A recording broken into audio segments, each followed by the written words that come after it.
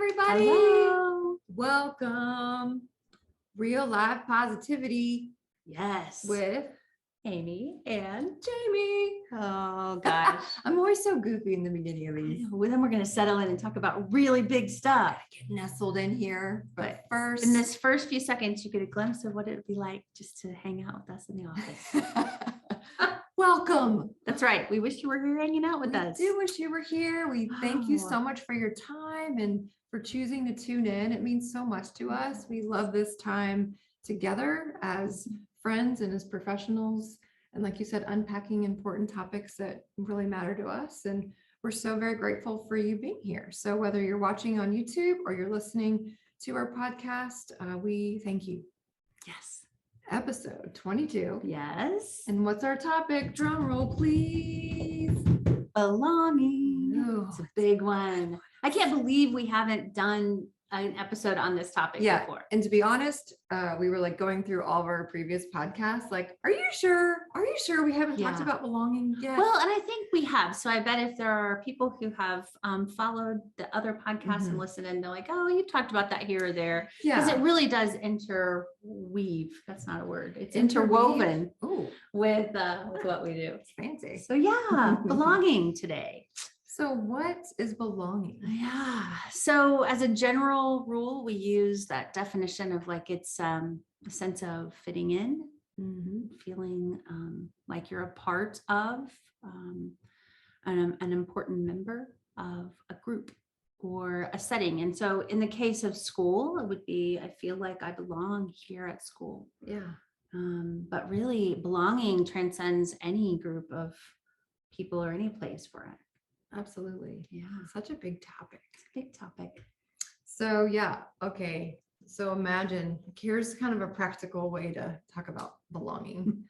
So if I invited you, Amy, to a party. Oh, thanks. You're welcome. And I said, hey, come on over. We're going to watch some football. Cool. You know, bring a side, bring some dip. Yep.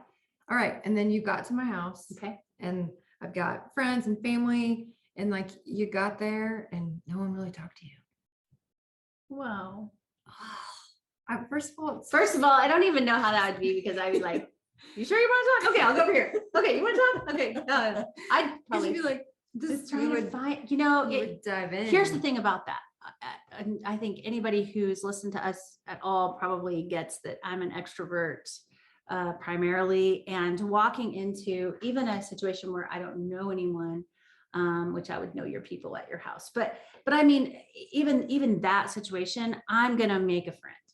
But if there's here's vibe, the thing, it's the vibe. It's the vibe. And so it would be like, yes, you do know me and you know a lot of my humans, but like let's just say that you, even as a confident person, picked up on a vibe of like, man, I don't belong here. It's hard. This example makes zero sense because your house could not have that vibe if you tried. But I know exactly what you're saying. And I think our listeners relate to, and we've all been in a situation where it just feels off. It doesn't feel it could be a comfortable a place of business. It could be a school. It could be a group of friends, just anything. Yeah. And I think that the word vibe sounds like kind of esoteric or out there, but actually it's a similar word to the word culture. It's like, I can't quite put my finger on it, but I know it. It's all the things that make up that sense. And that's why the definition of belonging being a sense of belonging, sense of, I feel this. It's not so much just the practical or the cognitive pieces to have we done all the things that we need to do to create this environment? What does it feel like to? Yeah, and I think that makes sense on why we would want to unpack that today, because it's so important to us how people feel, not only independently within themselves, but also within a culture. True. So I feel like it's a good bridge there to just kind of talk about our why and why it's so important. And belonging is huge for us and what we try to encourage in cultures, specifically in the school setting. Yeah, I think because so if we go into a school where there is already a sense of belonging, and then we start to unpack our our practices. We've explained our foundation, and we're at the place we're going to unpack those practices. And so if for some reason you as a listener have not attended a workshop, we're going to just dive right in and talk about as part of a workshop. And we're going to assume that language is about the individual. We're going to say, okay, let's talk about whether or not you want to be here or not. What is an example of want to? What is something you love to do? What's something you don't want to have to do? And we're talking about the individual. But if there is a culture where belonging is not present, getting over that hurdle, you don't want to be there if you don't belong. And if you know that, and you have to be there anyway, that is hard. And it is few and far between that we ever have to work in an environment like that, because we have such amazing educational partners. Yeah, we do. But I think when you say, why is it important to us? It's like at the underpinning of everything we're going to try to teach. And without a sense of belonging, there's a sense of resistance. I should write that down. Yes. I do. You say that. I was just listening to some of our old podcasts and you said that. And I was like, you're so wise. I'm like, you said that was so good. It's so good. But don't you think that there's a sense of resistance? I agree. Yeah. I just love people resist it. How that information just flows from you. That's good stuff. Thank you. It is very true, and I agree with it. And yeah, even though I'm a Star Wars fan, and like they call it the resistance. I know it's a little backwards, but I do hear you, and I'm trying to articulate what even a positive culture is. Mm-hmm. And I think it goes back to that silly example of the vibe. Yeah. And we've been in so many schools, and sometimes there's just this vibe. It feels good. Yeah. And even if the vibe is off a little, you can tell people are just being intentional and trying to get it in a good space. So it's not trying to be judgmental if there's not this like glorious vibe when you walk in a space, because that's not realistic. Well, in the last couple of years, in the defense of those schools that have their vibe has been off, probably the most painful part about that, or the hardest part to witness, is how much it breaks the hearts of the people who are there every day. They want that vibe back. Yeah. They want that, they want there to be a sense of ease and belonging. And it's not been an environment for that, set up for that. Yeah. In the last couple of years specifically. So I agree with you. I don't think there's no judgment. There isn't. Honestly, at anything we do. I mean, we just try to go into the judgment-free zone. There's discernment because that's healthy. Yeah. I do think, though, without certainly having none of our education partners in mind, but there are systems, there are places where you can tell there's a lack of belonging, a lack of a sense of belonging. Mm-hmm. And I have a silly example that just popped into my mind about it. And I'm trying to think whether I'm going to regret sharing it this way or not, because that's why it's called real life positivity over here.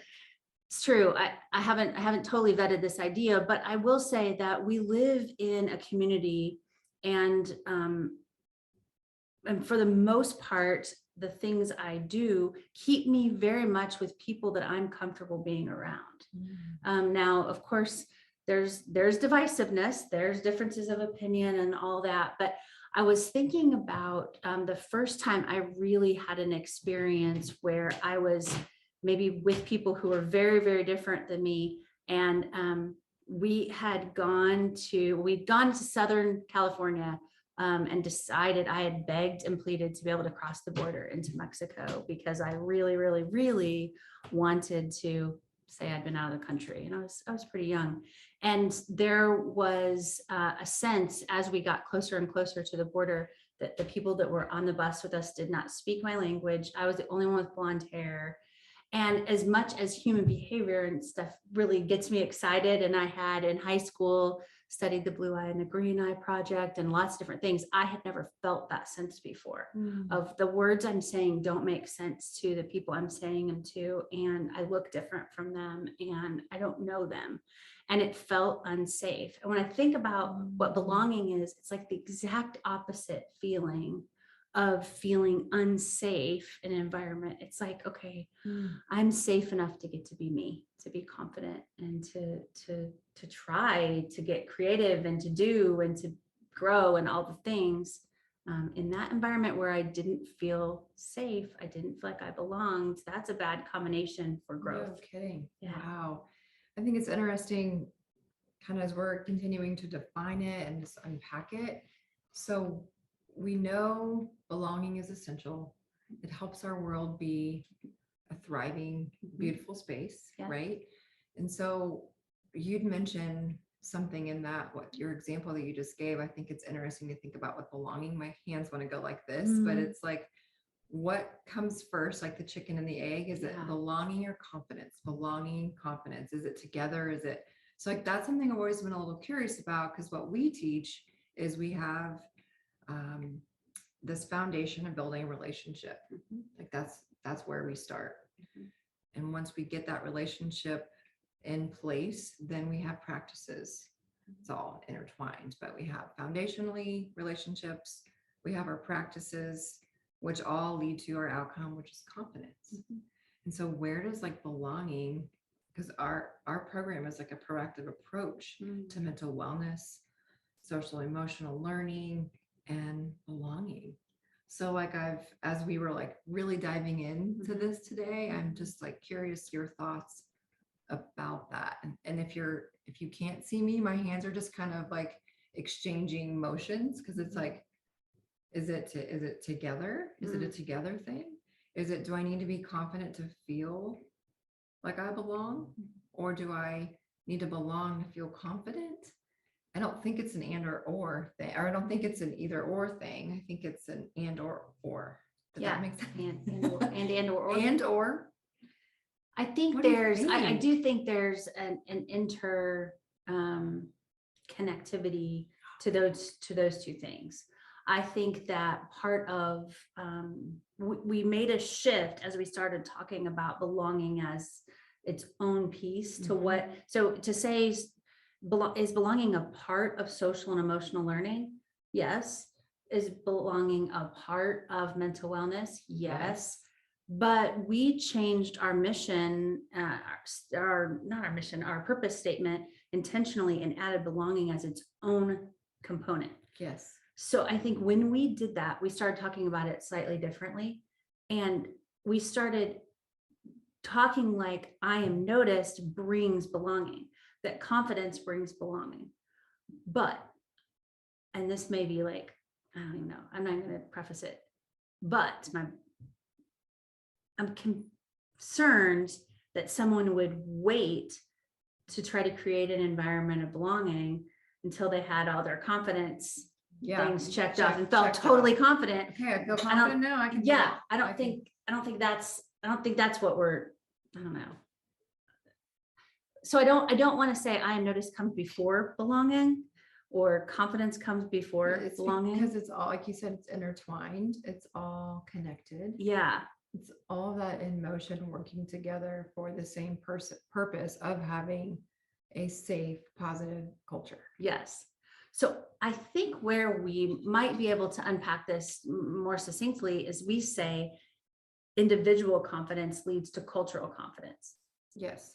So are we talking about belonging as it affects the individual, or are we talking about belonging as it affects the culture? It's a good question, Amy Johnson. I think that's where it gets a little like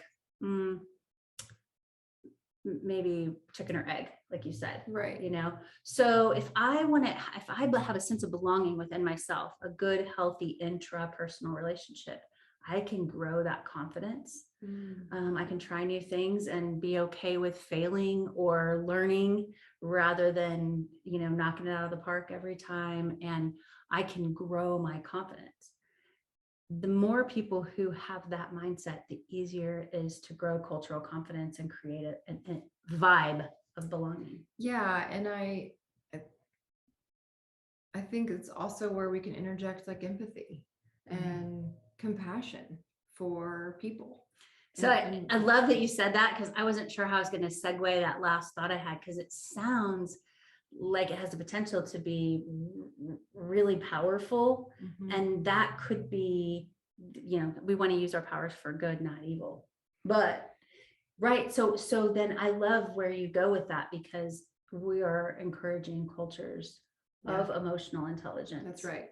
Because Of everybody compassion. has its story, and those stories can change day to day. Yeah. And we have root stories. And you were talking about like your bus example. Like, I think that happens to humans all the time, and who they're around and what feels safe to them, and based off of their story and their upbringing and their history and their past. And so I think that's where then we interject this like human element of, we know this won't be perfect.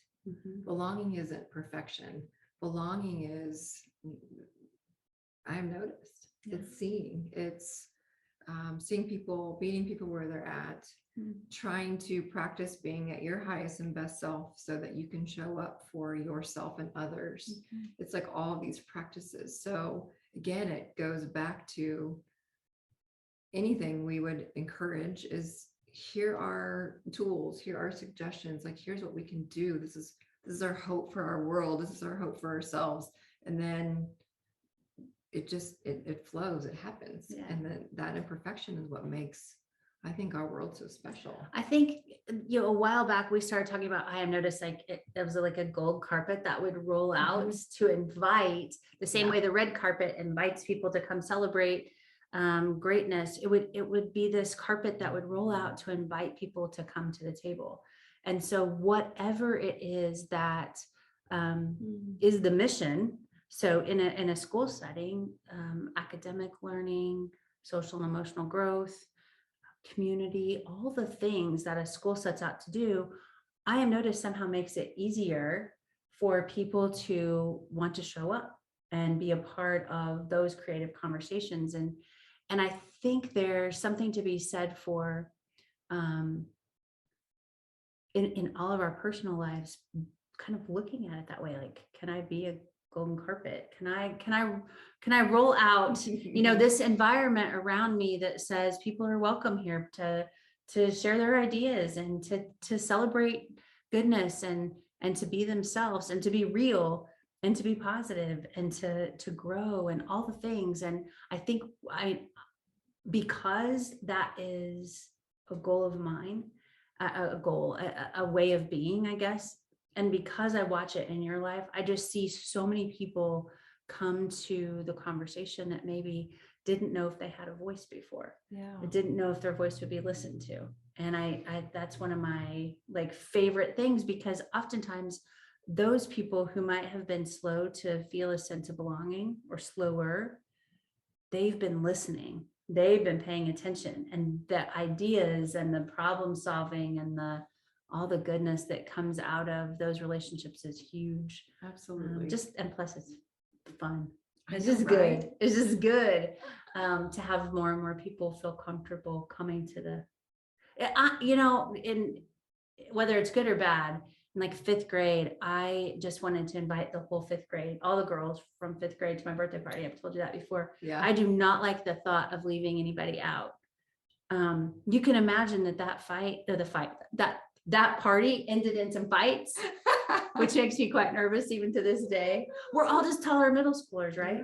So this part of me that wants everyone to feel a sense of belonging also respects, as I've gotten older, that not everybody wants to belong to the same things, that everybody's kind of doing their own thing and has their own story, but we get to show up with intentionality. Absolutely. I think that's why I love the human piece of that, because there's so many people and differences. And I am so fueled by that uniqueness of all of us. And it's just so exciting and almost overwhelming when I think about like how many people are in the world. I just heard it's like now at 8 billion.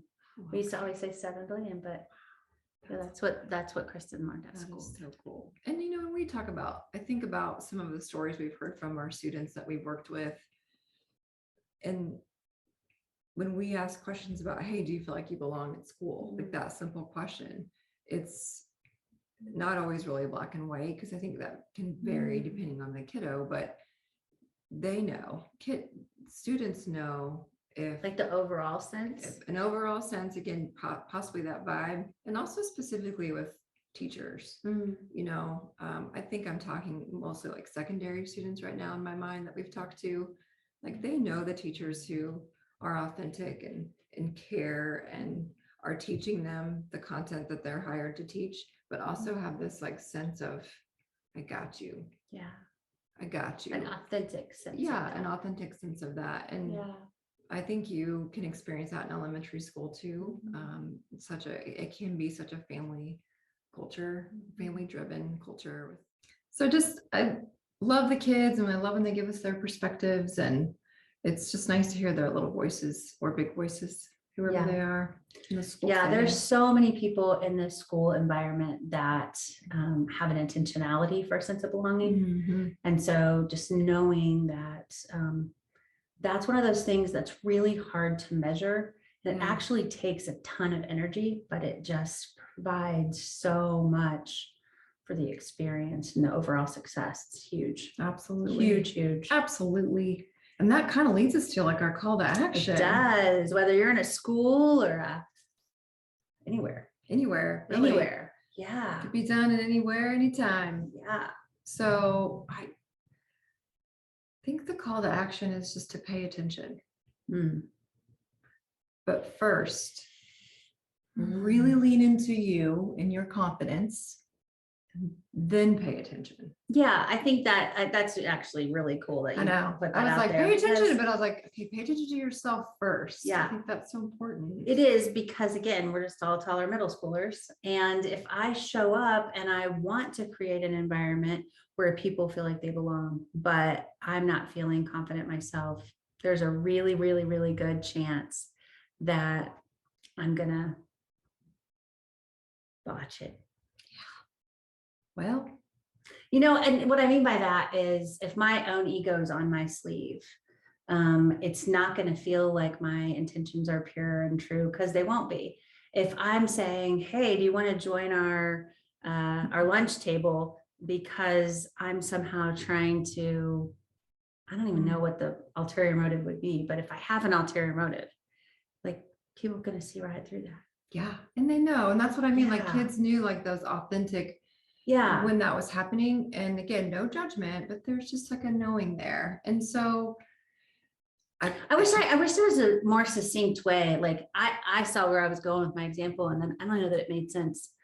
But without putting you on the spot, but I am. Have you been in a place before where you did like extend a hand, but somebody didn't like receive it? So you did say, hey, do you want to sit with us? And then somebody was like, no. 100% that's happened. Because when you put yourself out there, Yeah, like that's what I was trying to think of. So I think, so it's not that I don't think that our audience can handle being brave, because I know that you guys are rock stars. It's just that I loved how you said you paused to lean into that self-confidence for yourself. Absolutely. So that your you don't necessarily have any needs except for the good of the good. And that is, I think, a part of noticing goodness. Yeah. Is even if someone doesn't reciprocate exactly what you're like giving or inviting them Yeah. to do, you have to know that they have a story and there's reasons why they're doing what they're doing.